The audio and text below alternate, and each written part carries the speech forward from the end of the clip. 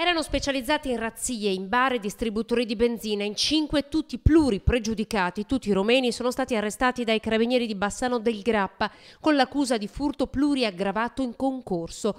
Una banda super organizzata che per mesi ha messo a segno colpi soprattutto tra le province di Vicenza, Padova e Treviso. Un'operazione che si è protratta per diversi mesi, intensificata dopo l'arresto di 2 del sodalizio criminale il 18 giugno durante un tentativo di furto ad un bar di Castelfranco Veneto. Vassile Tabarcu, 47 anni, la mente della banda, residente a Tezze sul Brenta, e Dorin Gorelau, 28enne di Cittadella. Ieri la parola fine. In manette gli altri componenti sono stati tutti bloccati all'aeroporto di Treviso. Come si vede dalle immagini, i malviventi non hanno neanche fatto a tempo a scendere dall'aereo di ritorno da Londra, che sono stati fermati dai militari. In manette un 35enne, un 38enne e un 49enne residenti a Tezze.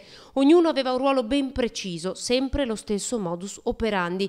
Usavano 3 auto, le parcheggiavano a diversi chilometri di distanza dal punto da colpire.